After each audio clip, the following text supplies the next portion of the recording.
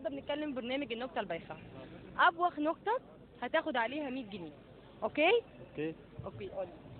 مرة واحد راح للبقال وقال له عندك جبنة بيضة؟ قال له لا وهو عنده.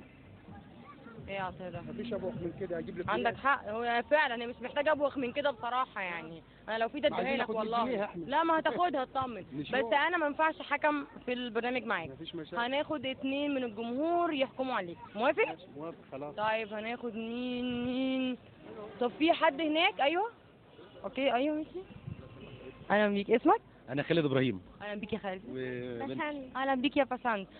خالد، النهارده احنا في برنامج النكته البايخه، معانا استاذ عطيه. النكته بايخه جدا. لو انت علقت وقلت انها بايخه فعلا هياخد 100 جنيه. أوكي. لو انت قلت لا مش هياخدها. بس الاول هيسمعني. ممكن البنت برضه تقول رايها في الموضوع ده. طبعا. شكرا. مرة واحد راح للبقال وقال له عندك جبنة بيضة؟ قال له لا وهو عنده. لا نكته بقى بايخه جدا وسخيفه جدا جدا. ميرسي. وليه رايك؟ بايخ بجد؟ بايخه وسخيفه جدا. طب شكرا، انت كده خدمته. طيب ميرسي يا استاذ خالد جدا. بص انت كده قدامك تختار مين من الجمهور. طب اوكي حضرتك تعرف عليك؟ رمضان عواد. اهلا بيك يا رمضان. بص استاذ عطيه النكته بايخه جدا. لو علقت وقلت فيها انها بايخه هو هيكسب معانا 100 جنيه. لو قلت لا مش هياخد ال 100 جنيه، بس الاول هو هيقولها لك. مرة واحد راح للبقال وقال له عندك جبنة بيضة؟ قال له لا وهو عنده. بصراحة بيخة جدا بصراحة. والنبي انت راجل عسل. لا بيخة جدا. هنديك 10. كويس يلا هيديك 10. ميرسي يا استاذ ميرسي، شكرا ليك. انت كده فاضل لك واحد بس وتبقى 100 جنيه بتاع. خلاص اخر واحد. ماشي يا ام شاهد. ناخد مين؟ ايوه حضرتك. ايوه ممكن معانا دي واحده. تعرف عليك؟ ايه؟ متعرف عليك؟ عربي. اهلا بيك يا عربي. عربي، هناخد رايك في حاجه مهمه جدا. دقيقه واحده. استاذ عطيه النكته بايخه جدا. اوكي دلوقتي هناخد راي الجمهور عشان يكونوا معانا. فانت ثالث متسابق، ثالث واحد دلوقتي. لو قلت اوكي هياخد ال 100 معانا. يعني هو النكته بايخه جدا. لو انت قلت اوكي بايخه قوي هياخد ال 100 جنيه. بجد؟ قلت لا مش هياخدها، بس الاول هيسمعها لك. بايخه وتديني النص ولا ايه؟ اديك 20 جنيه. هي بايخه مش طب ايه بقى النكته؟ ايه النكته بقى؟ قول له النكته. مرة واحد راح للبقال وقال له عندك جبنة بيضة؟ قال له لا. قال له هو عنده. رايك؟ ايه؟